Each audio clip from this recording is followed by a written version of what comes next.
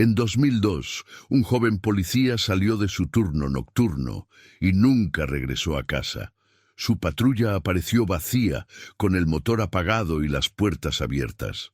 Durante años nadie se atrevió a decir lo que pasó aquella noche, hasta que un testigo rompió el silencio y reveló la verdad oculta.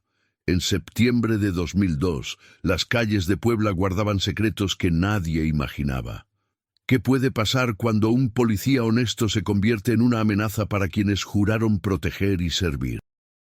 Esta es la historia de Luis Alberto Ramírez, un oficial que desapareció una noche y cuya verdad permaneció enterrada durante 17 años. Son las 11:15 de la noche del 18 de septiembre de 2002. La delegación de la colonia San Manuel hierve de actividad nocturna, radios que crujen, teléfonos que suenan, el ir y venir de patrullas que regresan de sus rondas. Pero para el oficial Luis Alberto Ramírez, de 29 años, esta noche es especial. ¿Por qué especial? Porque es su última noche de turno antes de solicitar su transferencia a otra delegación. Luis se quita la gorra reglamentaria y se pasa la mano por el cabello negro, ya con algunas canas prematuras que le han salido en los últimos meses. Sus compañeros lo notan más callado de lo normal. ¿Será nerviosismo por el cambio o hay algo más que lo inquieta? Órale, Luis, ya te vas a ir y nos dejas aquí solos con tanto desmadre, le dice el oficial Morales mientras termina de llenar su reporte. Luis sonríe, pero es una sonrisa que no llega a los ojos. Pues sí, compa, ya es hora de un cambio de aires. El comandante Javier Ortega observa desde su oficina. Un hombre corpulento, de bigote espeso y mirada penetrante que ha dirigido esta delegación durante 8 años. ¿Qué piensa realmente del oficial Ramírez? Sus ojos siguen cada movimiento de Luis mientras éste organiza sus cosas en el casillero. A las 11:30, Luis termina su último papeleo. Se despide de sus compañeros con palmadas en el hombro y bromas ligeras, pero algo en su comportamiento parece forzado. Nos vemos, muchachos, cuídense mucho. ¿Son estas palabras una simple despedida o una advertencia velada? Sale al estacionamiento de la delegación. La noche está fresca, típica del altiplano poblano en septiembre. Las luces de la ciudad parpadean a lo lejos, creando un mosaico de colores sobre el cielo oscuro. Luis camina hacia su patrulla, la unidad 47, un suru blanco con los colores reglamentarios que conoce como la palma de su mano. Pero esta noche algo es diferente. ¿Notó Luis que lo estaban siguiendo? Sus movimientos son más cautelosos de lo habitual. Revisa los espejos antes de arrancar, mira hacia los lados. Un comportamiento extraño para alguien que acaba de salir de su lugar de trabajo. Antes de continuar con esta historia que cambiará para siempre la vida de una familia en Puebla, me gustaría pedirte un favor. Si esta historia te está atrapando, suscríbete al canal y déjame un comentario contándome desde dónde nos estás escuchando. Tu apoyo nos ayuda a seguir trayendo historias reales que necesitan ser contadas. Son las 11:40 cuando Luis enciende el motor de la patrulla. El sonido familiar del tsuru llena el silencio nocturno. Pero esta vez, en lugar de dirigirse directamente a su casa en la colonia La Paz, donde su esposa Rosa Elena lo espera despierta como todas las noches, Luis toma una ruta diferente. ¿Por qué cambió su ruta habitual? Se dirige hacia el centro histórico de Puebla, por calles que conoce perfectamente, pero que a esta hora están prácticamente desiertas. La Avenida Juárez, luego la 5 de Mayo, hasta llegar a una zona industrial donde las luces son escasas y las sombras abundantes. ¿Qué lo llevó a esta zona apartada? A las 12:10 de la madrugada, Luis estaciona la patrulla en la calle Industria Textil, una vía poco transitada, flanqueada por bodegas cerradas y lotes baldíos. Apaga las luces del vehículo pero deja el motor encendido. Desde el interior de la patrulla observa los alrededores con atención. ¿Está esperando a alguien o vigilando algo específico? Los minutos pasan lentamente. Luis revisa su reloj. 12:25 AM. Saca su radio portátil y por un momento parece dudar si hacer una llamada. Finalmente, lo guarda sin usarlo. ¿Qué información tenía que lo hacía actuar con tanta precaución? De repente, dos vehículos aparecen en la calle. Un Sentra gris y una camioneta Suburban negra. Se mueven lentamente como cazadores acechando a su presa. Luis los ve aproximarse por el espejo retrovisor. Su respiración se acelera. ¿Sabía que venían por él? Los vehículos se detienen, uno frente a la patrulla y otro detrás, bloqueando cualquier posible escape. De ellos descienden 4 hombres vestidos de civil, pero sus movimientos coordinados revelan entrenamiento militar o policial. ¿Quiénes son estos hombres que se mueven con tal precisión en la oscuridad? Luis sale de la patrulla con las manos visibles, un protocolo que conoce bien. Pero algo en su postura indica que sabe que esta no es una situación rutinaria. ¿Qué onda, muchachos?, dice con voz firme pero cautelosa. Uno de los hombres se acerca. Es alto, delgado, con una cicatriz en la mejilla izquierda que Luis reconoce inmediatamente. ¿De dónde conoce Luis a este hombre? La expresión en el rostro del oficial cambia de cautela a algo parecido al miedo. Luis Alberto Ramírez, dice el hombre de la cicatriz. No es una pregunta, es una confirmación. Necesitamos hablar contigo. ¿De qué?, responde Luis, aunque por su tono parece saber exactamente de qué quieren hablar. Tú sabes de qué. La conversación es tensa, llena de pausas cargadas de significado. Los otros 3 hombres forman un semicírculo alrededor de Luis, cortando cualquier posibilidad de huida. ¿Qué información tenía Luis que estos hombres querían? En un edificio abandonado a 50 metros de distancia, un hombre observa toda la escena desde una ventana rota del segundo piso. Se llama Mateo Salgado. Tiene 34 años y trabaja como informante ocasional para la policía. Pero esta noche, algo le dice que es mejor quedarse callado. ¿Qué vio exactamente Mateo desde esa ventana? El hombre de la cicatriz hace una seña a sus compañeros. 2 de ellos se acercan a Luis por los costados. Vamos a dar una vuelta, dice con una sonrisa que no tiene nada de amistosa. Luis retrocede un paso. No voy a ningún lado con ustedes. No es una invitación. Lo que sucede a continuación es rápido y eficiente. Luis intenta resistirse, pero son 4 contra 1. Un golpe seco en la nuca lo deja inconsciente. Su cuerpo se desploma como un muñeco de trapo. ¿Por qué estos hombres necesitaban llevarse a Luis con vida en lugar de eliminarlo ahí mismo? Los hombres cargan el cuerpo inerte de Luis y lo meten en la Suburban negra. Uno de ellos se queda para mover la patrulla. La coloca exactamente como la encontrarán horas después.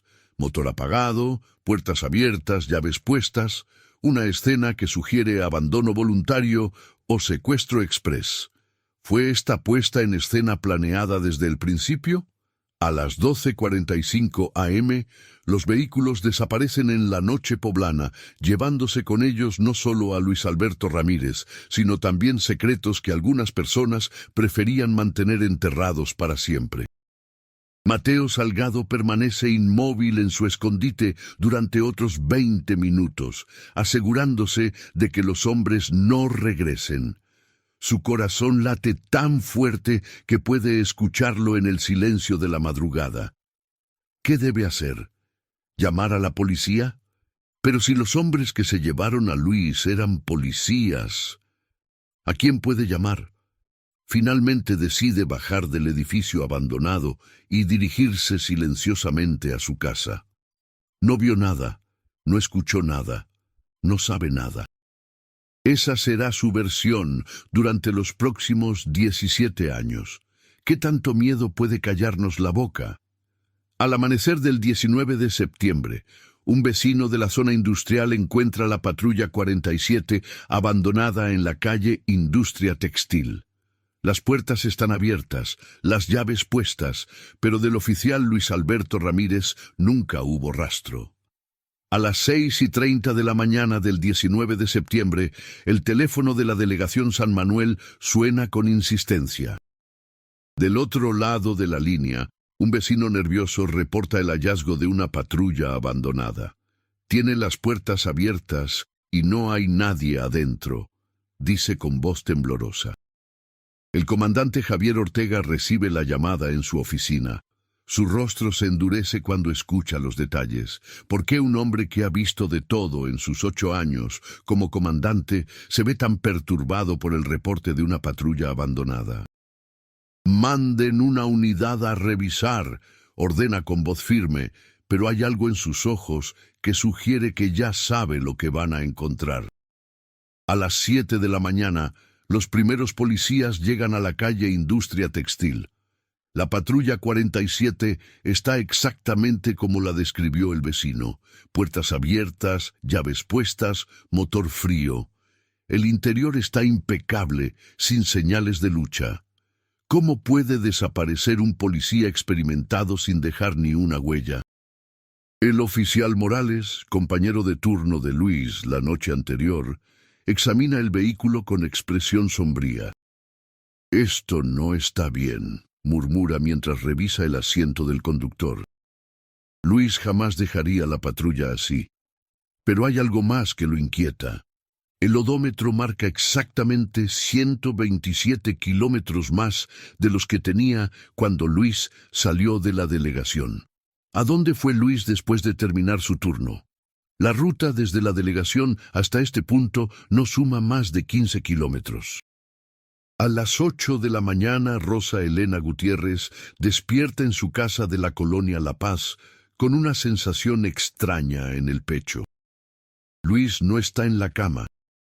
Es extraño porque siempre llega antes de las 2 de la madrugada y nunca se va sin despertarla para darle un beso de despedida.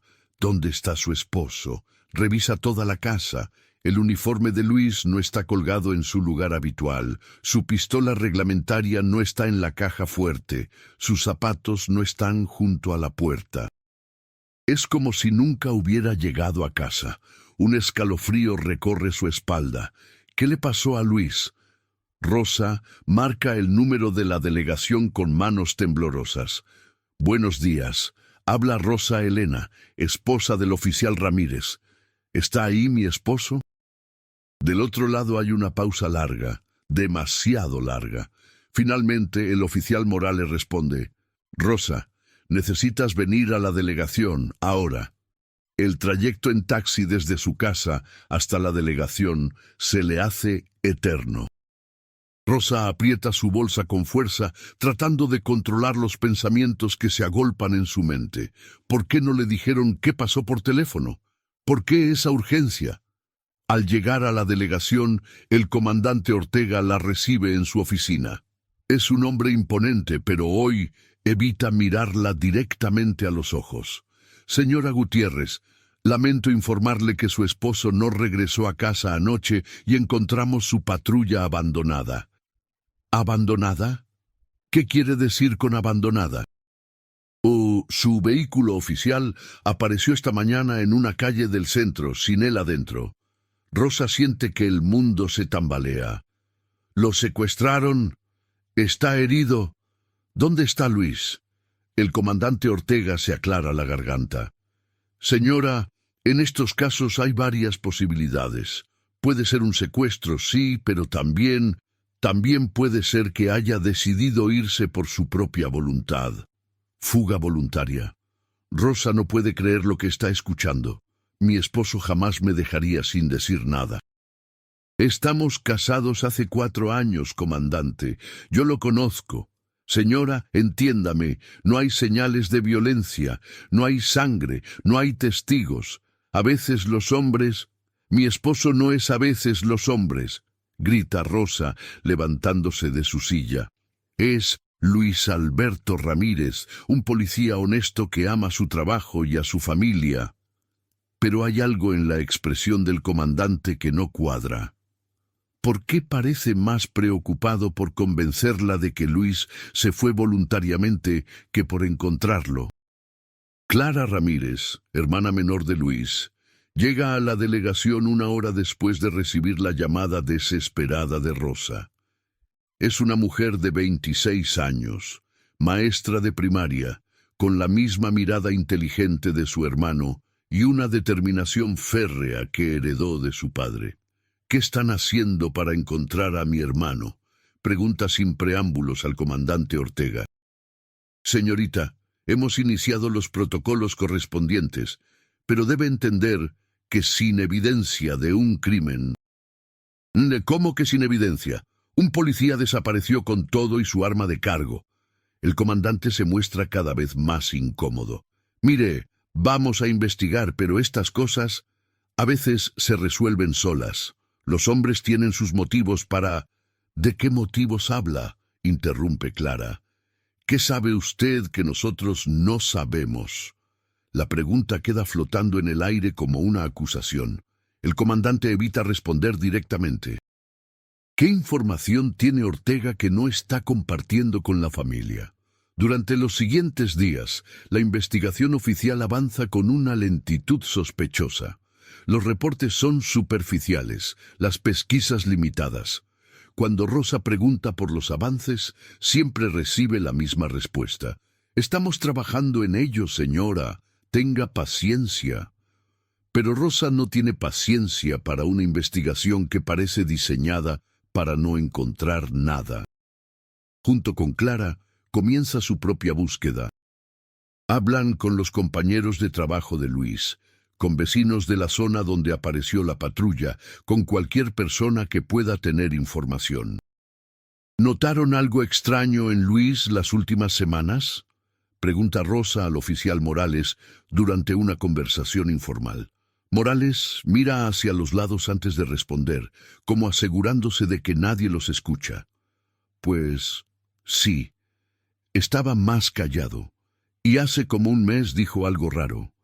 ¿Qué dijo? Que ya no aguantaba ciertas cosas. Que había gente que no debería usar la placa. ¿A qué se refería Luis con esa frase? ¿Qué ciertas cosas ya no aguantaba? Rosa siente que está cerca de algo importante, pero Morales se cierra como ostra cuando ella trata de profundizar en el tema. Una semana después del desaparecimiento, el comandante Ortega convoca a Rosa y Clara a su oficina. Su actitud es muy diferente a la del primer día. Ahora parece decidido, casi aliviado.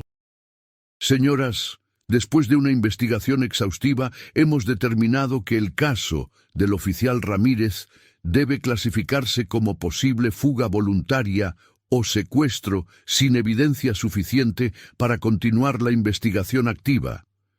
«¿Qué significa eso?», pregunta Clara, aunque por el tono del comandante ya sospecha la respuesta. «Significa que el caso pasa a archivo inactivo. Si aparece nueva evidencia, lo reabrimos». Rosa se queda helada. «Archivo inactivo, han pasado solo 7 días. ¿Cómo pueden cerrar el caso tan rápido? Señora, entienda, no tenemos testigos, no tenemos evidencia de violencia, no hay demanda de rescate, los recursos de la corporación son limitados y...» «Los recursos son limitados, pero mi esposo está desaparecido», grita Rosa, golpeando el escritorio con el puño. El comandante mantiene la compostura, pero hay algo en sus ojos que parece alivio. ¿Por qué un comandante de policía se siente aliviado al cerrar el caso de uno de sus propios elementos? «La decisión está tomada», dice con firmeza. «El caso queda en archivo inactivo». Clara toma la mano de Rosa y se levantan juntas. «Esto no se va a quedar así», dice Clara mirando fijamente al comandante. «Nosotras vamos a seguir buscando». «Es su derecho», responde Ortega. «Pero la corporación ya cumplió con su deber». Al salir de la oficina, Rosa y Clara caminan en silencio hasta llegar al estacionamiento. Finalmente, Rosa rompe el silencio. Nos están mintiendo, Clara. Sé que nos están mintiendo. Yo también lo sé, responde Clara. ¿Pero por qué? ¿Qué ganan cerrando el caso tan rápido? Esa misma tarde, Rosa decide acudir a los medios locales. El periodista que la recibe en el Canal 6 de Puebla es un hombre joven, de unos 30 años, que toma notas mientras ella relata la historia del desaparecimiento de Luis. Es una historia terrible, señora Gutiérrez. Vamos a darle cobertura. Efectivamente, esa noche la historia de Luis aparece en el noticiario. Pero es apenas una nota de 2 minutos, sin mucha profundidad, sin cuestionamientos a las autoridades. Al día siguiente, ningún periódico local retoma la historia. ¿Por qué los medios perdieron interés tan rápidamente en la desaparición de un policía? ¿Recibieron presiones para no investigar más? Las semanas pasan y la frustración de Rosa y Clara crece. Cada vez que intentan hablar con alguien de la delegación, les dan largas o los evaden. Los compañeros de Luis, que antes eran amistosos, ahora parecen incómodos en su presencia. Un mes después del desaparecimiento, Rosa recibe una llamada anónima. Una voz masculina, nerviosa, le dice: «Señora, deje de preguntar, deje de buscar. Hay cosas que es mejor no saber». «¿Quién habla? ¿Sabe algo de mi esposo?» «Solo le digo que pare, por su bien». La línea se corta. Rosa queda temblando sosteniendo el teléfono. ¿Quién fue? ¿Por qué alguien querría que deje de buscar a Luis? Esa noche, Clara llega a casa de Rosa y encuentra a su cuñada llorando en la cocina.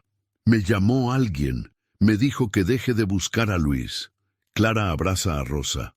«Eso significa que estamos cerca de algo. Si alguien nos quiere callar es porque saben qué pasó. Pero ¿y si es peligroso?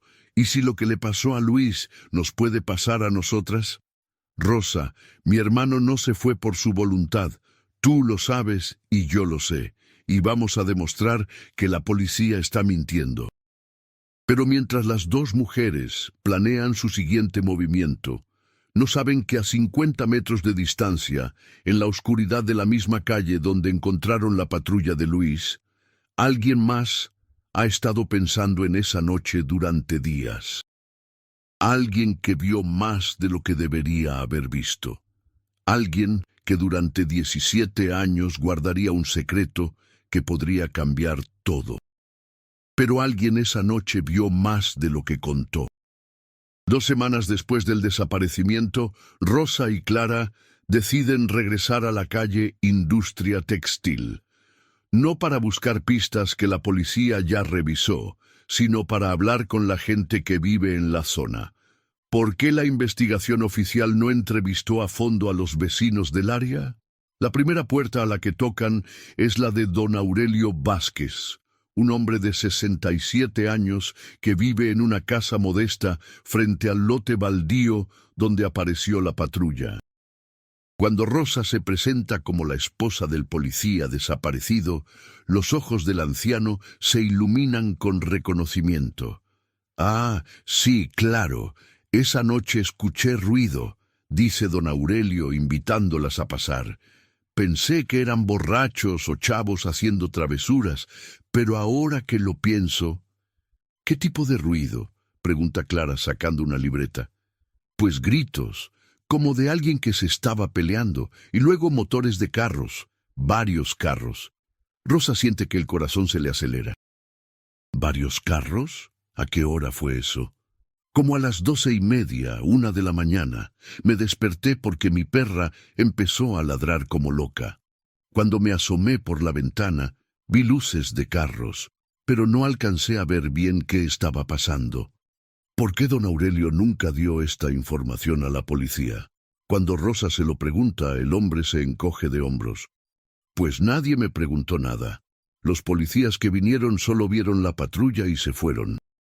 En la casa de al lado vive la señora Beatriz Moreno, una mujer de mediana edad que trabaja turnos nocturnos en una maquiladora. Esa noche había llegado tarde del trabajo y también escuchó algo extraño. Yo iba llegando como a las 12:15 cuando vi 2 carros que no eran de por aquí, relata mientras sirve café a Rosa y Clara. Uno gris y otro grande, negro. Estaban estacionados como esperando algo. ¿Vio gente en esos carros? Sí, había hombres adentro, como 4 o 5. Me dio mala espina y me metí rápido a mi casa. Clara toma notas frenéticamente. ¿Y después qué pasó? Pues como media hora después, escuché voces fuertes, como discusión, y luego se fueron todos los carros juntos. 2 vecinos independientes confirman la presencia de vehículos no identificados y sonidos de confrontación. ¿Por qué esta información nunca llegó al reporte oficial de la investigación? Rosa y Clara continúan tocando puertas. En total, 5 vecinos de la zona reportan haber escuchado ruidos extraños esa noche. 3 de ellos mencionan haber visto vehículos que no reconocían. ¿Cómo es posible que una investigación policial pasara por alto testimonios tan consistentes? Esa tarde, las 2 mujeres regresan a la delegación con la información recopilada. Exigen hablar con el comandante Ortega, pero les dicen que está en una junta. Esperan 2 horas hasta que finalmente las recibe.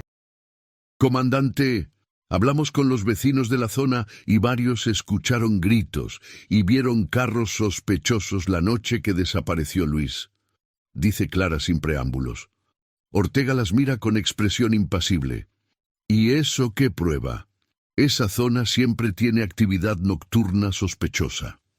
¿No le parece importante que 5 personas independientes confirmen que esa noche pasó algo raro exactamente donde apareció la patrulla de mi esposo? Pregunta Rosa, tratando de controlar su frustración. Señora, testimonios vagos de ruidos nocturnos no constituyen evidencia de nada específico. Ya les dije que el caso está cerrado. La frialdad del comandante es desconcertante. ¿Por qué un jefe policial rechaza información potencialmente relevante para el caso de uno de sus elementos? Saliendo de la delegación, Clara toma una decisión. Rosa, necesitamos hablar con los compañeros de trabajo de Luis, pero no aquí, en otro lado donde se sientan libres de hablar. Esa misma noche, Clara contacta al oficial Morales y lo convence de reunirse en un café alejado del centro. Morales llega nervioso, mirando constantemente hacia los lados. No debería estar aquí, dice en voz baja. Si se enteran de que estoy hablando con ustedes. ¿Quién se va a enterar?, pregunta Rosa. Somos la familia de Luis. Ustedes no entienden. Hay cosas que es mejor no tocar. Clara se inclina hacia él. Morales, ¿qué no nos está diciendo? ¿Qué pasaba en la delegación? El oficial mira su café durante largo tiempo antes de hablar. Luis estaba preocupado las últimas semanas, muy preocupado. ¿Por qué? Había visto cosas que no le gustaban. ¿Qué tipo de cosas? Morales suspira profundamente. Miren, Luis era muy derecho, muy honesto, y eso a veces causa problemas. Rosa siente un escalofrío.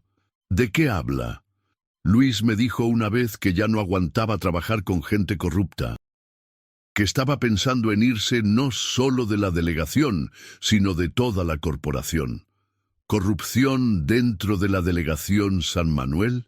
¿Qué tanto sabía Luis al respecto? ¿Qué tipo de corrupción?, insiste Clara. Morales mira nuevamente hacia los lados. No puedo decirles más, ya dije demasiado. Por favor, Morales, es por Luis. Precisamente por Luis es que no puedo decir más. Miren, ustedes siguen buscando y van a terminar como él. ¿Como él? ¿Qué quiere decir Morales con esa frase? Antes de que puedan preguntarle, el oficial se levanta y se va, dejando a Rosa y Clara con más preguntas que respuestas. A la semana siguiente, Rosa recibe una llamada del periodista del Canal 6. Señora Gutiérrez, lamento decirle que no podremos darle más cobertura al caso de su esposo. ¿Por qué? No es noticia que un policía desaparezca. Mire, recibimos indicaciones de que es mejor no profundizar en el tema. ¿Indicaciones de quién? No puedo decirle. Lo siento mucho. La línea se corta. Rosa queda con el teléfono en la mano, sintiendo cómo las puertas se van cerrando una a una. ¿Quién tiene el poder de silenciar a los medios locales? Clara decide probar con el periódico El Sol de Puebla. El editor que la recibe es cordial, pero categórico. Señorita, casos de desaparición hay muchos. No podemos darle seguimiento a todos. Pero este es especial. Es un policía que desapareció en circunstancias extrañas y la investigación fue cerrada muy rápido. Precisamente por eso, si la propia policía cerró el caso, es porque no había nada más que investigar. ¿O es porque había demasiado que investigar? Clara no dice esto en voz alta, pero la pregunta queda flotando en su mente. 1 mes y medio después del desaparecimiento, Rosa encuentra en el buzón de su casa un sobre sin remitente. Adentro hay una fotografía borrosa, tomada de noche, donde se ve la silueta de una patrulla y figuras humanas alrededor. En el reverso, alguien escribió con letra temblorosa: «Esa noche pasó algo, pero mejor olvídalo». ¿Quién tomó esta fotografía? ¿Por qué se la envían ahora? ¿Y por qué el consejo de olvidar todo? Rosa le muestra la foto a Clara. Ambas la estudian con lupa, tratando de distinguir detalles. La calidad es muy mala, pero definitivamente muestra actividad en el lugar donde fue encontrada la patrulla de Luis. «Alguien más sabe qué pasó esa noche», dice Clara. «Alguien que tiene miedo de hablar, pero que quiere que sepamos la verdad. ¿Crees que deberíamos llevársela a la policía?» Clara niega con la cabeza. «Rosa, la policía no quiere resolver este caso. No sé por qué, pero es obvio que tienen motivos para mantenerlo cerrado». Esa misma semana, Rosa y Clara deciden contratar a un investigador privado.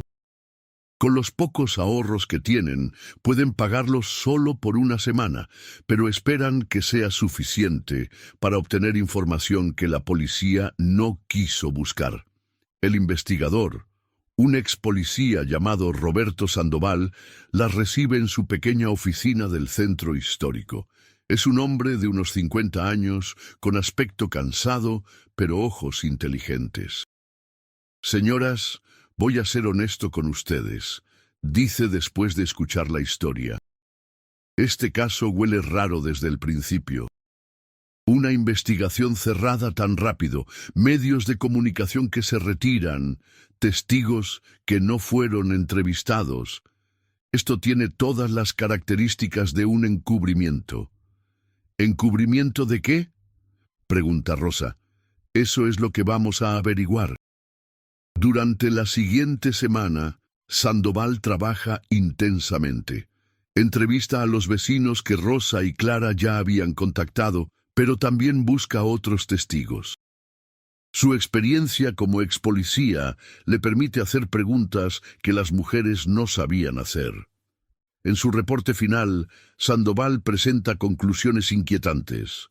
«Señoras, su familiar no desapareció por casualidad. Los testimonios de los vecinos son consistentes y creíbles. Hubo una confrontación esa noche, involucrando múltiples vehículos y varias personas. Pero hay algo más». «¿Qué cosa?», pregunta Clara. «Encontré a un vecino que no habían entrevistado. Vive en el edificio abandonado frente al lote baldío. Esa noche estaba despierto porque su bebé estaba enfermo. Dice que vio todo desde su ventana». Rosa siente que el corazón se le detiene. «¿Y qué vio? No quiso hablar conmigo. Dice que está muy asustado, pero me confirmó que vio cuando se llevaron a alguien en una camioneta negra». «¿Por qué este testigo tiene tanto miedo? ¿Qué vio exactamente que lo tiene tan aterrorizado?» «¿Podemos hablar con él?», pregunta Clara. «Lo intenté varias veces, pero cada vez que menciono el tema se cierra completamente. Dice que no sabe nada, que no vio nada, que mejor lo dejemos en paz».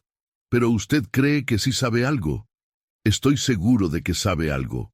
Algo que lo tiene muy asustado.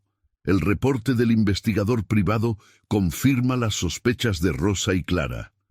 Luis no desapareció voluntariamente. Hubo una confrontación violenta esa noche y hay testigos que no han hablado por miedo. Pero el dinero se acabó y no pueden pagar más investigación profesional. Rosa y Clara se quedan nuevamente solas, con más información pero sin poder actuar sobre ella. 2 meses después del desaparecimiento, el caso de Luis Alberto Ramírez ya no aparece en ningún medio local. Es como si nunca hubiera existido. Las pocas notas periodísticas que se publicaron inicialmente han sido archivadas y olvidadas. Rosa intenta contactar medios de la Ciudad de México, pero tampoco muestran interés. Casos de desaparición hay muchos, señora. Necesitaríamos algo más impactante para darle cobertura nacional. Algo más impactante que la desaparición de un policía y el aparente encubrimiento de las autoridades locales. ¿Qué tan profunda es la red que mantiene silenciado este caso? Una noche de noviembre, 3 meses después de la desaparición, Rosa recibe otra llamada anónima. Esta vez la voz es diferente, más joven, más nerviosa. Señora Rosa, deje de buscar a su esposo. Hay gente muy peligrosa involucrada. ¿Quién habla? ¿Sabe qué le pasó a Luis? Solo le digo que pare. Lo que pasó esa noche, hay gente que mató para mantenerlo en secreto y van a matar otra vez si es necesario. La línea se corta. Pero esta vez Rosa no se queda paralizada por el miedo. Al contrario, siente que la advertencia confirma sus sospechas. Luis fue asesinado. Y quienes lo hicieron tienen el poder suficiente para silenciar la investigación. Esa misma noche, mientras Rosa y Clara planean su siguiente movimiento a 30 kilómetros de distancia, en una casa modesta de la colonia San Antonio, un hombre de 34 años no puede dormir. Se llama Mateo Salgado y lleva 3 meses reviviendo una y otra vez lo que vio desde la ventana del edificio abandonado. Mateo sabe exactamente qué le pasó al oficial Luis Alberto Ramírez. Vio quiénes se lo llevaron, reconoció algunas caras, escuchó parte de la conversación. Pero también sabe que si habla, él será el siguiente en desaparecer. Durante estos meses ha pensado 1000 veces en llamar a la esposa del policía, en contar la verdad, en hacer lo correcto, pero cada vez que está a punto de hacerlo, recuerda las caras de los hombres que se llevaron a Luis. Recuerda su eficiencia, su frialdad, su profesionalismo para hacer desaparecer a alguien sin dejar rastro. Mateo trabaja ocasionalmente como informante para la policía. Conoce el ambiente, sabe cómo funcionan las cosas, y precisamente por eso sabe que hay secretos que matan a quienes los conocen. Pero la culpa lo está carcomiendo. Cada noche ve en las noticias locales a la esposa del policía pidiendo justicia, ve las fotos del desaparecido, escucha las súplicas de la familia, y sabe que él tiene las respuestas que tanto buscan. Un informante tenía miedo. Y cayó durante años. 17 años pueden parecer toda una vida cuando cargas un secreto que te quema por dentro. Para Mateo Salgado, cada uno de esos años había sido una lucha constante entre el miedo y la culpa. Pero en marzo de 2019, algo cambió. ¿Qué puede empujar a un hombre a romper un silencio que ha mantenido durante casi 2 décadas? Mateo, ahora de 51 años, vive en la misma casa modesta de la colonia San Antonio, donde se refugió aquella noche de septiembre de 2002. Su cabello, antes completamente negro, ahora muestra mechones grises y las líneas alrededor de sus ojos hablan de años de insomnio y preocupación. ¿Qué pesadilla ha vivido todos estos años sabiendo la verdad sobre el oficial Ramírez? La decisión de hablar no llegó de repente. Durante meses, Mateo había estado siguiendo las noticias sobre otros casos de desapariciones forzadas que habían salido a la luz en México. Casos donde familiares nunca se rindieron, donde la verdad finalmente emergió después de décadas.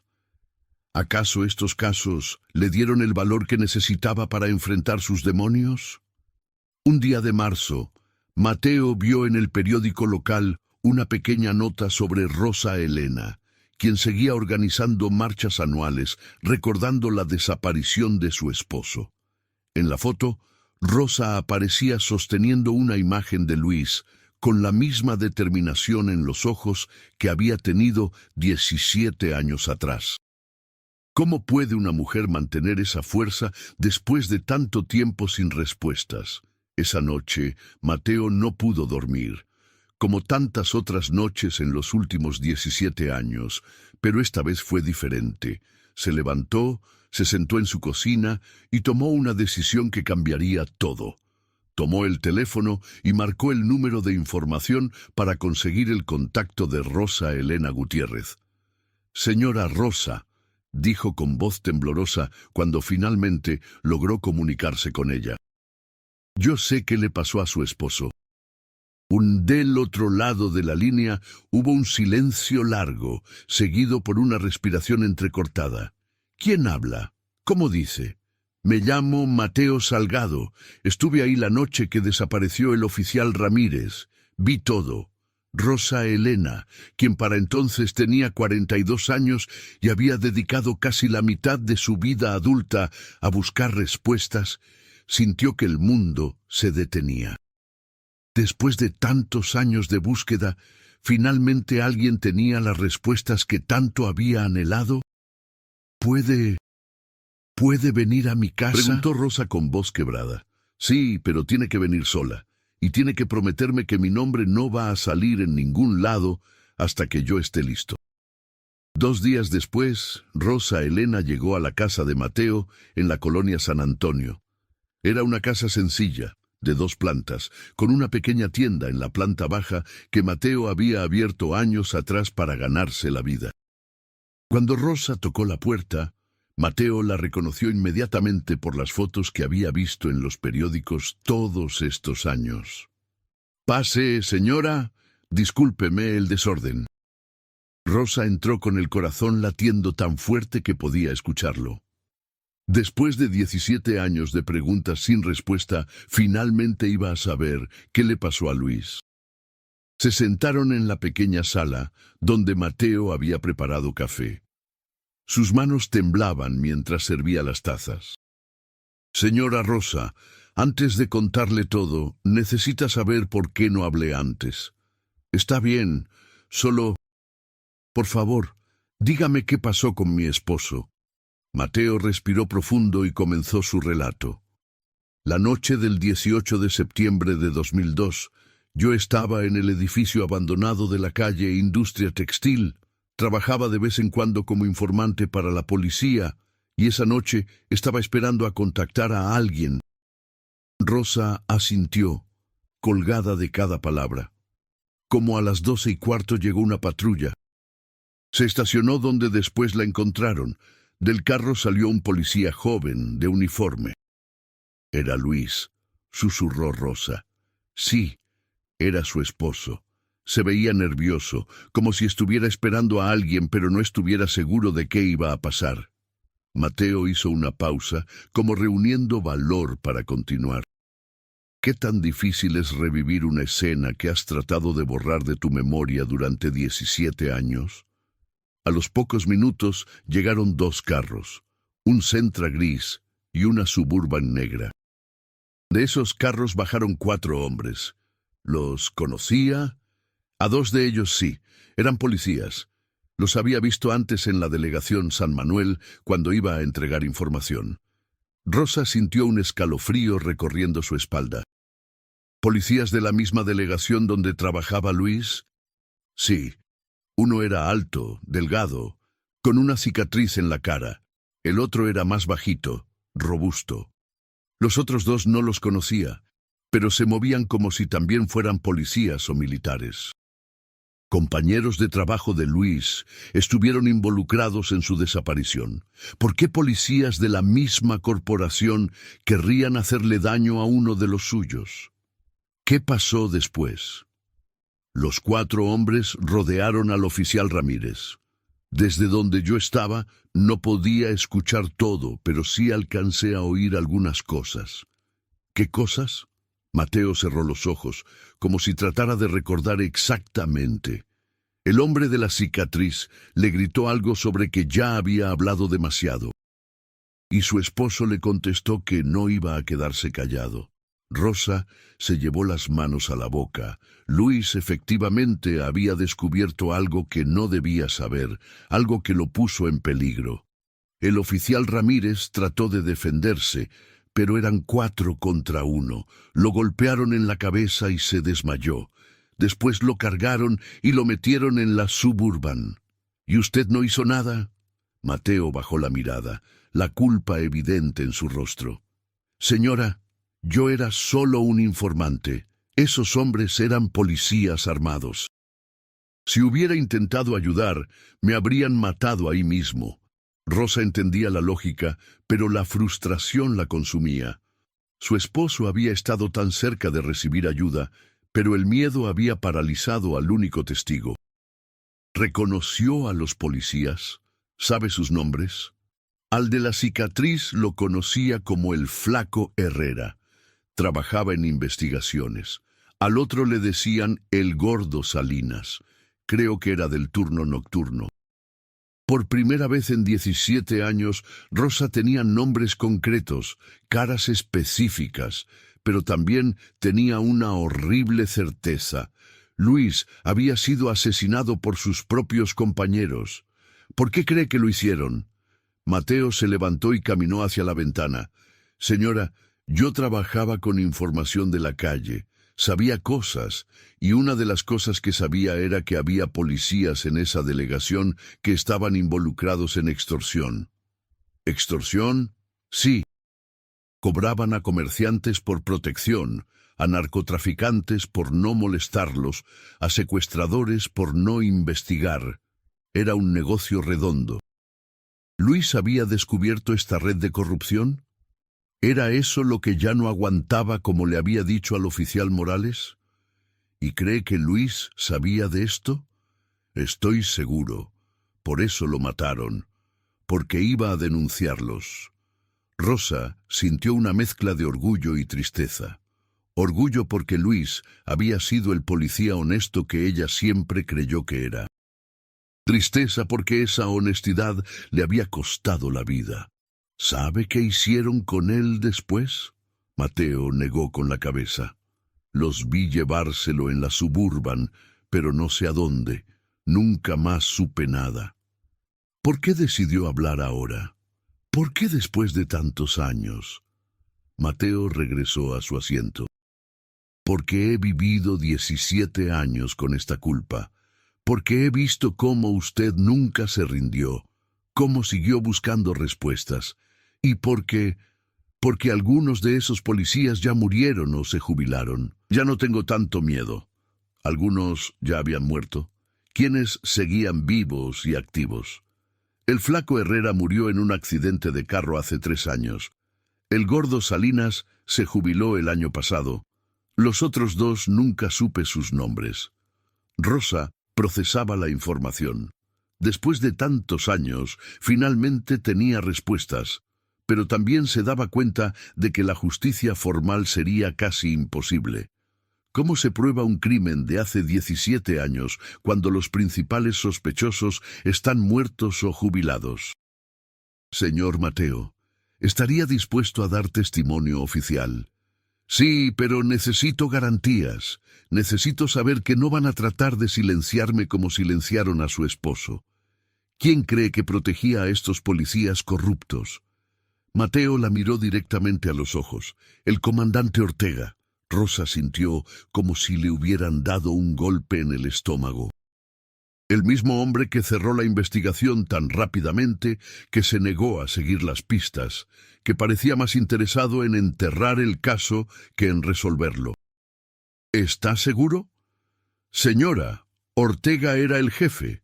Nada pasaba en esa delegación sin que él lo supiera, y el hecho de que cerrara la investigación tan rápido, ¿no le parece sospechoso? Todo empezaba a tener sentido. La investigación superficial, la presión para cerrar el caso, la resistencia a seguir pistas obvias, el silenciamiento de los medios, todo había sido orquestado desde arriba para proteger una red de corrupción que Luis había amenazado con exponer. ¿Ortega sigue siendo comandante? No, se jubiló hace 5 años. Pero en 2002 él controlaba todo ahí. Rosa se quedó en silencio durante varios minutos, procesando toda la información. Después de 17 años de preguntas, finalmente tenía respuestas. Pero estas respuestas planteaban nuevas preguntas. ¿Cómo buscar justicia cuando el sistema mismo había participado en el encubrimiento? ¿Cómo proceder legalmente cuando los principales responsables estaban muertos, jubilados o protegidos? Señor Mateo, ¿hay algo más que deba saber? Sí, hay algo más que nunca le dije a nadie. Rosa se tensó. ¿Qué más podía revelar este hombre que había guardado silencio durante tanto tiempo? Esa noche, antes de que llegaran los otros carros, vi que el oficial Ramírez hizo una llamada desde su radio, como si estuviera reportando su ubicación a alguien. ¿A quién pudo haber llamado? No lo sé, pero me pareció extraño. Era como si estuviera citando a alguien ahí. Luis había citado a alguien en esa calle, o había caído en una trampa. Alguien de la delegación lo había engañado para que fuera a ese lugar. ¿Cree que alguien de la delegación lo citó ahí con engaños? ¿O es posible? O tal vez él citó a alguien en quien confiaba para entregarle información sobre la corrupción. Rosa sintió un escalofrío. Si Luis había tratado de entregar información sobre corrupción policial y en su lugar se encontró con los propios policías corruptos, entonces había caído en una trampa mortal. Señor Mateo, esto que me está contando, lo sé, señora. Lo que Mateo confesó explicaba por qué el caso fue enterrado tan rápido. En los días siguientes a la confesión de Mateo, Rosa Elena no podía dormir. Las revelaciones del testigo habían confirmado sus peores sospechas, pero también habían abierto un abismo de preguntas nuevas. ¿Cuán profunda era la red de corrupción que había matado a Luis? ¿Y por qué un policía honesto había decidido enfrentarla solo? Rosa decidió que necesitaba saber más sobre lo que Luis había descubierto. Con la ayuda de Clara, quien ahora tenía 43 años y seguía siendo su apoyo incondicional, comenzaron a investigar los últimos meses de vida de Luis con una perspectiva completamente nueva.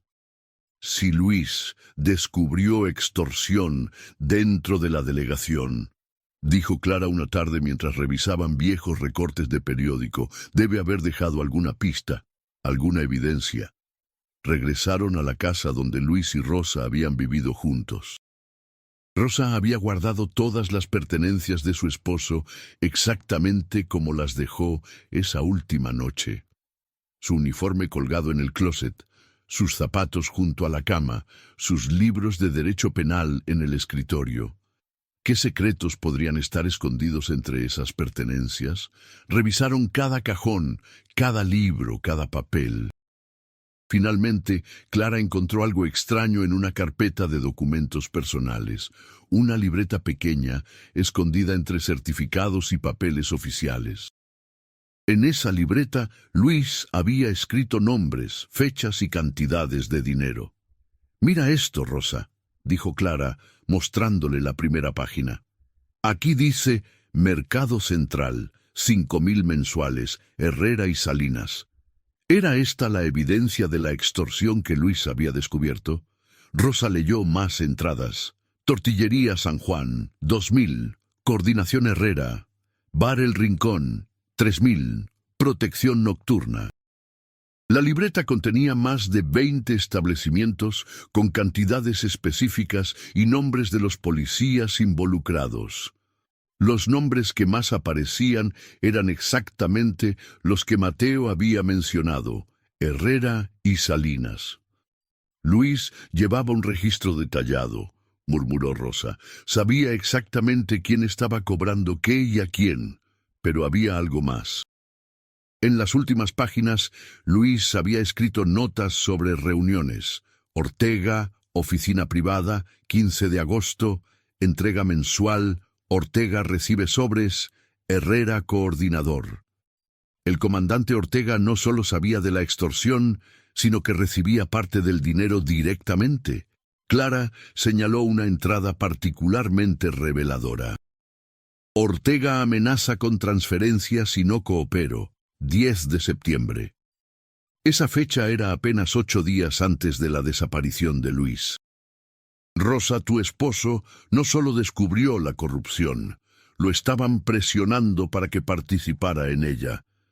¿Por eso Luis había pedido transferencia a otra delegación? ¿Estaba tratando de escapar de la presión para corromperlo? Siguieron leyendo. Una de las últimas entradas decía: Contacto Asuntos Internos, Teniente Vega, reunión programada 20 de septiembre. Luis había planeado entregar la información a Asuntos Internos 2 días después de su desaparición. Por eso lo mataron, dijo Rosa con voz quebrada. No solo sabía de la corrupción, estaba a punto de denunciarla oficialmente, pero había una entrada más, la última que Luis escribió. Herrera sospecha, cambiar plan, reunión anticipada, 18 de septiembre, calle Industria Textil, 12:30 am. Luis había citado a alguien esa noche, o había caído en una trampa. La fecha y hora coincidían exactamente con lo que Mateo había presenciado. Con esta nueva evidencia, Rosa y Clara decidieron buscar a Mateo nuevamente. Cuando le mostraron la libreta, el hombre palideció. «Esto es muy peligroso», dijo con voz temblorosa. «Si el oficial tenía todo esto por escrito...» «¿Qué significa la anotación de la última noche?», preguntó Clara. Mateo estudió la entrada. «Dice, reunión anticipada. Tal vez iba a encontrarse con alguien de Asuntos Internos esa noche, en lugar de esperar hasta el 20. O tal vez alguien le dijo que tenía que adelantar la reunión», sugirió Rosa. «Es posible. Si Herrera sospechaba, pudieron haberlo engañado para que fuera a esa calle. ¿Luis había sido atraído a una trampa por alguien en quien confiaba? ¿Alguien le había dicho que el contacto de Asuntos Internos quería adelantar la reunión?» Mateo respiró profundo antes de continuar. «Señora Rosa, hay algo más que no le dije la otra vez». Rosa se tensó. ¿Qué más había visto este hombre que había guardado silencio durante tanto tiempo? Esa noche, cuando los hombres rodearon al oficial Ramírez, alcancé a escuchar más de la conversación. ¿Qué escuchó? El hombre de la cicatriz. Herrera le gritó: «¿Creíste que íbamos a dejar que nos entregaras, pinche dedo?» Y su esposo le contestó: «El teniente Vega ya sabe todo». Luis había logrado entregar parte de la información antes de esa noche. Por eso los corruptos actuaron tan desesperadamente. ¿Y qué más dijeron? Herrera se puso muy nervioso cuando su esposo mencionó al teniente Vega. Le preguntó qué le había dicho exactamente. Su esposo le contestó que le había entregado copias de todo. Si Luis había entregado copias de la información a Asuntos Internos, ¿por qué nunca se inició una investigación? ¿Qué había pasado con el teniente Vega? Rosa y Clara decidieron buscar al teniente Vega. Después de varias llamadas, descubrieron que había sido transferido a Guadalajara inmediatamente después de septiembre de 2002. Cuando finalmente lograron contactarlo por teléfono, el hombre se mostró extremadamente nervioso. «No puedo hablar de eso por teléfono», dijo Vega, «pero si vienen a Guadalajara podemos platicar en persona». 2 semanas después, Rosa y Clara viajaron a Guadalajara para reunirse con el exteniente Vega. Era un hombre de unos 60 años, con aspecto cansado y una mirada que sugería haber visto demasiado en su carrera. Señoras, lo que me van a preguntar, yo supe que algún día llegaría este momento. Se reunieron en un café discreto del centro de Guadalajara. Vega miró constantemente hacia los lados antes de hablar. En agosto de 2002, el oficial Ramírez me contactó a través de canales oficiales. Dijo que tenía información sobre corrupción en su delegación. ¿Y qué hizo usted? Lo que se supone que debo hacer. Programé una reunión formal para que me entregara la evidencia. ¿Y se reunieron? Vega asintió. Sí, el 15 de septiembre, 3 días antes de que desapareciera. Luis había entregado la evidencia 3 días antes de su desaparición. ¿Por qué entonces no se inició una investigación inmediatamente? ¿Qué le entregó? Una copia de esa libreta que tienen ustedes, más fotografías de algunos policías recibiendo sobres, más testimonios grabados de comerciantes que estaban siendo extorsionados. Rosa sintió un escalofrío. Luis había reunido evidencia suficiente para desmantelar toda la red de corrupción. ¿Y qué pasó con esa evidencia? Vega bajó la mirada. Ahí está el problema. Cuando presenté el caso a mis superiores, me dijeron que necesitaba más evidencia. Que las acusaciones eran muy graves para proceder solo con testimonios y una libreta. ¿Pero había fotografías también? Sí, pero no eran muy claras. Mis superiores dijeron que podrían ser interpretadas de diferentes maneras. Los superiores de Vega habían rechazado la evidencia porque realmente era insuficiente o porque la red de corrupción se extendía más allá de una simple delegación. ¿Qué le dijeron que hiciera? Que siguiera investigando discretamente. Que consiguiera más evidencia antes de proceder formalmente. Y le dijeron eso el 16 o 17 de septiembre. El 17 y el 18 por la noche, el oficial Ramírez desapareció. La conexión era obvia y aterradora. Luis había entregado evidencia el 15, fue rechazada el 17 y él desapareció el 18. Alguien dentro de Asuntos Internos había filtrado la información a los policías corruptos. Teniente Vega, ¿cree que alguien de Asuntos Internos alertó a los corruptos? Vega se quedó callado durante largo tiempo. Finalmente habló. Señora, yo fui transferido a Guadalajara 48 horas después de la desaparición del oficial Ramírez. Me dijeron que era una promoción urgente, que no podía rechazarla. ¿Una promoción urgente o una forma de silenciarlo? ¿De sacarlo de Puebla antes de que pudiera seguir investigando? ¿Y la evidencia que Luis le había entregado? Desapareció de los archivos. Cuando pregunté por ella, me dijeron que no había registro de ninguna investigación sobre corrupción en la delegación San Manuel. Rosa y Clara se miraron con horror. No solo habían matado a Luis, sino que habían borrado toda evidencia de su denuncia. ¿Por qué no nos contactó antes? ¿Por qué no nos dijo que Luis había hecho la denuncia? Porque me amenazaron. Me dijeron que si hablaba, terminaría como el oficial Ramírez. ¿Quién había amenazado a un teniente de Asuntos Internos? ¿Cuán alto llegaba la protección a la red de corrupción? ¿Quién lo amenazó? Mi propio comandante me dijo que había fuerzas muy poderosas protegiendo a cierta gente en Puebla y que era mejor que me olvidara de todo lo que había visto. La red de corrupción no solo incluía a policías de base y comandantes locales, sino que tenía protección a nivel estatal. Por eso la investigación había sido cerrada tan rápidamente. Por eso los medios habían sido silenciados. Por eso las amenazas telefónicas a Rosa.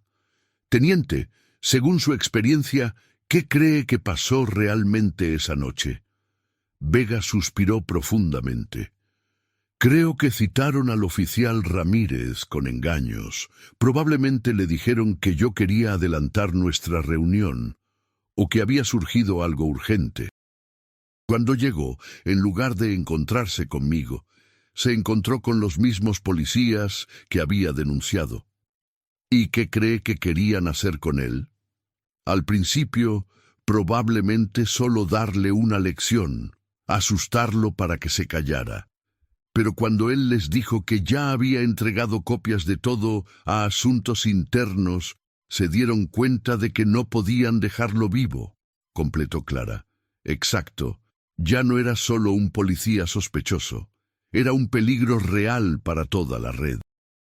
Rosa sintió que finalmente entendía toda la dimensión de lo que le había pasado a Luis. No había sido víctima de un crimen aleatorio o un secuestro común. Había sido ejecutado por una red de corrupción que se extendía desde policías de base hasta comandantes estatales. ¿Sabe qué pasó con Ortega después de jubilarse? Sé que se retiró con una pensión muy generosa y que se mudó a una casa muy grande en Cuernavaca. Para un comandante de delegación que ganaba sueldo de policía, tiene un estilo de vida muy cómodo. ¿Ortega había sido recompensado por su silencio y complicidad? ¿Su jubilación había sido parte del acuerdo para mantener todo enterrado? Cuando Rosa y Clara regresaron a Puebla, tenían una imagen completa de lo que había pasado. Luis había descubierto una red de extorsión que involucraba a varios policías de su delegación, coordinada por Herrera y Salinas y protegida por el comandante Ortega, quien recibía parte de las ganancias. Luis había reunido evidencia detallada y la había entregado a asuntos internos, pero la red de corrupción tenía tentáculos tan profundos que incluso ahí fue traicionado. Cuando se dieron cuenta de que Luis representaba un peligro real, decidieron eliminarlo. La noche del 18 de septiembre, lo citaron con engaños a la calle Industria Textil. Su plan original probablemente era intimidarlo, pero cuando Luis les confirmó que ya había entregado evidencia a asuntos internos, se convirtió en un problema que solo podían resolver con su muerte. El secreto de esa noche estuvo guardado por 17 años. Con toda la información recopilada, Rosa Elena tomó la decisión más difícil de su vida. Después de 17 años de búsqueda, finalmente tenía respuestas. Pero ¿qué hacer con una verdad que podría ser imposible de demostrar legalmente? En abril de 2019, Rosa y Clara se presentaron en la Fiscalía General del Estado de Puebla con toda la evidencia reunida: la libreta de Luis, el testimonio de Mateo Salgado, la confesión del exteniente Vega y los testimonios de los vecinos que habían escuchado la confrontación aquella noche. El fiscal que las recibió, el licenciado Roberto Mendoza, escuchó atentamente durante 2 horas. Era un hombre de mediana edad, con experiencia en casos complicados, pero su expresión se iba ensombreciendo conforme Rosa relataba los hechos. «Señora Gutiérrez», dijo finalmente el fiscal, «entiendo su dolor y admiro su perseverancia. Pero debo ser honesto con usted sobre las limitaciones legales que enfrentamos. ¿Qué limitaciones podían ser más importantes que la justicia para un hombre asesinado por cumplir con su deber? En primer lugar, han pasado 17 años. En México, el delito de homicidio prescribe a los 30 años, así que técnicamente aún podríamos procesar. Pero el problema es la evidencia. Rosa sintió un nudo en el estómago. ¿Qué problema hay con la evidencia? La libreta de su esposo, aunque muy detallada, no es evidencia suficiente por sí sola. Los principales sospechosos que menciona el señor Salgado están muertos o jubilados, y los testimonios de hace 17 años. Es muy difícil que un juez los considere confiables después de tanto tiempo. Clara intervino. ¿Pero no es suficiente que tengamos un testigo presencial? El testimonio del señor Salgado es valioso, pero un abogado defensor argumentaría que esperó 17 años para hablar, lo cual pone en duda su credibilidad. ¿Por qué no habló antes si realmente presenció un crimen? Era la pregunta que todos sabían que llegaría. Mateo había permanecido callado por miedo, pero ese silencio ahora se convertía en un arma contra su propio testimonio. Además, continuó el fiscal, necesitaríamos evidencia física, un cuerpo, restos, algo tangible que demuestre que efectivamente hubo un homicidio. ¿Y qué hay del exteniente Vega? Él confirma que Luis entregó evidencia sobre corrupción, insistió Rosa. Su testimonio es importante para establecer motivo, pero nuevamente no prueba que haya ocurrido un homicidio. Un abogado podría argumentar que el oficial Ramírez efectivamente desapareció voluntariamente después de entregar esa información, temiendo represalias. Después de 17 años de búsqueda, ¿la justicia formal seguía siendo inalcanzable? El fiscal continuó. Señoras, voy a ser completamente transparente. Aunque abramos una investigación formal, las posibilidades de obtener una condena son mínimas. Los principales sospechosos están fuera de nuestro alcance, la evidencia física no existe, y los testimonios tienen limitaciones legales serias. Rosa sintió que el mundo se desplomaba nuevamente. Entonces, ¿no van a hacer nada? No dije eso. Vamos a abrir la investigación. Vamos a entrevistar formalmente al señor Salgado, al exteniente Vega y a todos los testigos disponibles. Pero quiero que entiendan las limitaciones desde el principio. Durante los siguientes 6 meses, la Fiscalía condujo una investigación formal. Mateo Salgado dio su testimonio oficial, ratificando todo lo que le había contado a Rosa. El exteniente Vega viajó desde Guadalajara para rendir su declaración, confirmando que Luis había entregado evidencia sobre corrupción policial. La investigación también reveló que Herrera había muerto en un accidente automovilístico en 2016 y que Salinas se había jubilado en 2018 y se había mudado a Estados Unidos. El comandante Ortega, jubilado desde 2014, vivía en Cuernavaca y se negó a responder citatorios. ¿Casualidad que todos los involucrados estuvieran fuera del alcance de la justicia? En octubre de 2019, el fiscal Mendoza citó a Rosa y Clara para darles el resultado de la investigación. Señoras, hemos confirmado la veracidad de gran parte de lo que me relataron. Los testimonios son consistentes, la cronología cuadra y hay evidencia circunstancial sólida de que el oficial Ramírez fue víctima de homicidio por parte de compañeros corruptos. Rosa se aferró a esas palabras. Después de 17 años, al menos una autoridad oficial reconocía que Luis había sido asesinado. Sin embargo, continuó el fiscal, no tenemos evidencia suficiente para procesar a nadie. Los principales sospechosos están muertos, fuera del país o protegidos por limitaciones legales. Formalmente, el caso debe ser archivado como homicidio confirmado sin posibilidad de procesamiento. Era esta la justicia por la que Rosa había luchado durante casi 2 décadas. Un reconocimiento oficial sin consecuencias legales. ¿Qué significa eso exactamente?, preguntó Clara. Significa que oficialmente reconocemos que el oficial Luis Alberto Ramírez fue víctima de homicidio en cumplimiento de su deber. Su desaparición no fue voluntaria, no fue secuestro común, fue un asesinato. Pero no podemos castigar a los responsables. Rosa se quedó en silencio durante varios minutos. Después de tanto tiempo, ¿era suficiente esta victoria moral? Al menos su nombre queda limpio, dijo finalmente. Al menos oficialmente se reconoce que Luis murió por ser honesto. El fiscal asintió.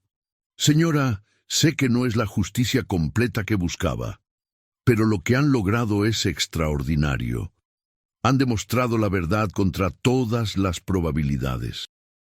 En noviembre de 2019, Rosa decidió hacer pública toda la historia.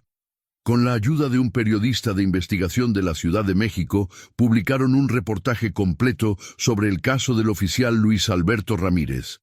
El reportaje, titulado "El policía que murió por no corromperse", causó conmoción en Puebla.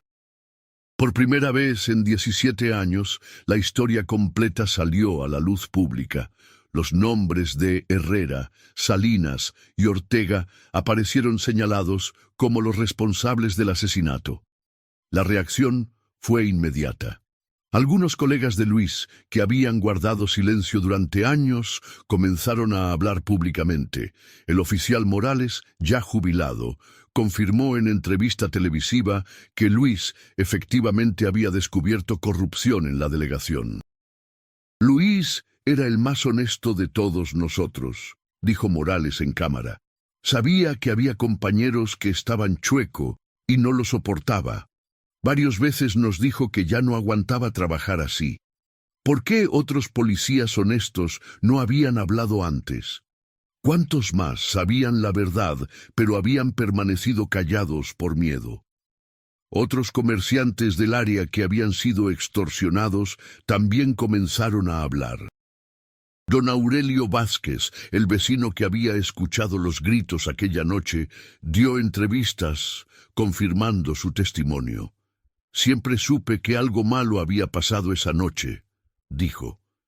Pero cuando vi que la policía cerró el caso tan rápido, pensé que era mejor quedarme callado.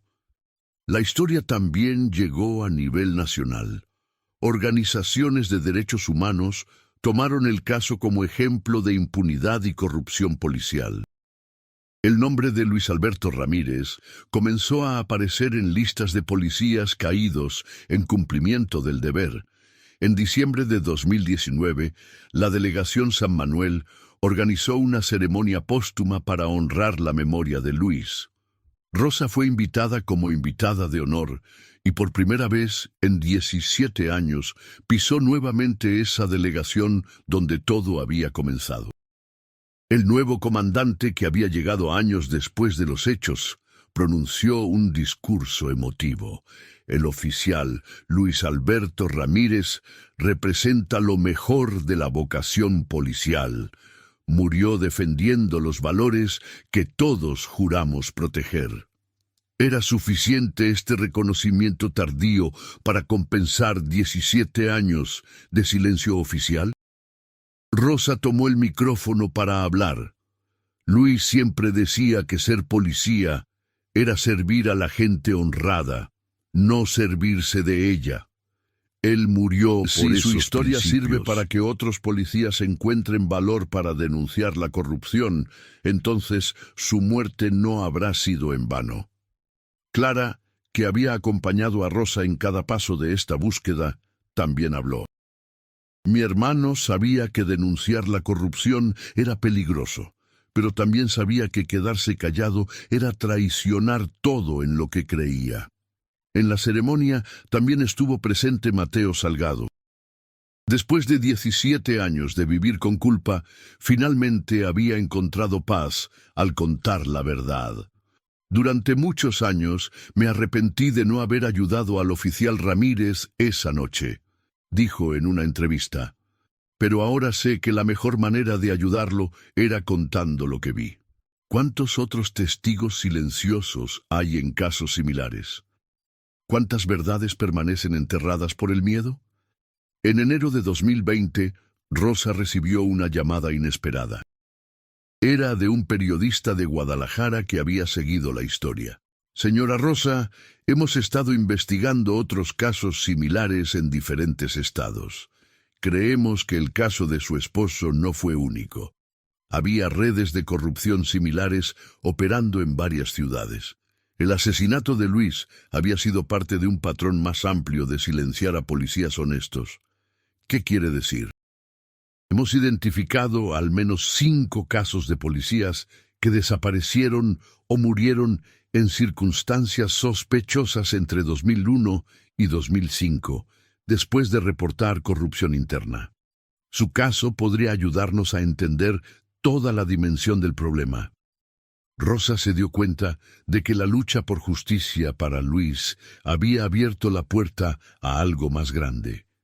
Su búsqueda personal se había convertido en parte de una investigación nacional sobre corrupción policial y impunidad. En marzo de 2020, justo cuando se cumplían 18 años de la desaparición de Luis, Rosa organizó la primera marcha anual por los policías honestos. Cientos de personas participaron, incluyendo familiares de otros policías asesinados y organizaciones de derechos humanos. Luis representa a todos los policías que murieron por no corromperse, dijo Rosa ante los marchistas. Su historia debe recordarnos que la verdad siempre encuentra la manera de salir a la luz. ¿Era esta la justicia que Rosa había buscado durante tanto tiempo? No era la justicia penal que había esperado, pero era algo más, el reconocimiento de la verdad y la dignificación de la memoria de Luis. Clara, ahora con 44 años, reflexionaba sobre el largo camino recorrido. Nunca pudimos meter a los culpables a la cárcel, pero logramos algo que tal vez sea más importante. Demostramos que Luis murió como héroe, no como desertor. En los años siguientes, el caso del oficial Luis Alberto Ramírez se convirtió en referencia en escuelas de policía y programas de integridad policial. Su historia se enseñaba como ejemplo de los riesgos que enfrentan los policías honestos y la importancia de proteger a quienes denuncian corrupción. Rosa, ahora de 46 años, dedicó su vida a trabajar con organizaciones de derechos humanos, ayudando a otras familias a buscar verdad y justicia. Luis me enseñó que hay cosas por las que vale la pena luchar, aunque el precio sea muy alto. Mateo Salgado, que había vivido 17 años con el peso de su silencio, encontró una nueva misión en su vida: hablar en foros sobre la importancia de que los testigos de crímenes encuentren valor para hablar. El miedo nos paraliza, pero el silencio solo beneficia a los criminales. El ex teniente Vega se mudó de regreso a Puebla después de jubilarse, y ocasionalmente daba pláticas sobre la importancia de que las instituciones protejan a los denunciantes de corrupción. El oficial Ramírez confió en el sistema y el sistema lo traicionó. Esa traición no puede volver a repetirse.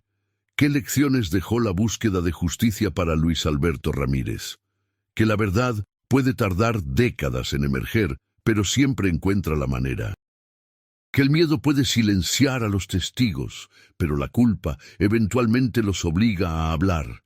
Que la justicia legal no siempre es posible, pero la justicia moral puede ser aún más poderosa. En septiembre de 2022, exactamente 20 años después de la desaparición de Luis, Rosa regresó por última vez a la calle Industria Textil. Ya no era la zona industrial abandonada de 2002, sino una área comercial próspera. Pero ella sabía exactamente dónde había estado estacionada la patrulla de Luis aquella noche. «Aquí terminó todo para ti», susurró, colocando flores en el lugar exacto. Pero aquí también comenzó nuestra búsqueda de la verdad. El caso del oficial Luis Alberto Ramírez demostró que hay verdades tan poderosas que ningún encubrimiento puede enterrarlas para siempre. Su historia probó que un hombre honesto puede morir por sus principios, pero que esos principios pueden sobrevivir décadas después de su muerte. Rosa Elena nunca volvió a casarse. «Luis sigue siendo mi esposo», decía. La muerte no rompió nuestro matrimonio, solo lo transformó en una misión. Clara nunca dejó de luchar por causas de justicia social, inspirada por el ejemplo de su hermano y la tenacidad de Rosa. Y Mateo Salgado aprendió que 17 años de culpa pueden borrarse con un momento de valor para decir la verdad. El silencio de un testigo mantuvo la verdad enterrada, pero su confesión devolvió dignidad a un hombre olvidado.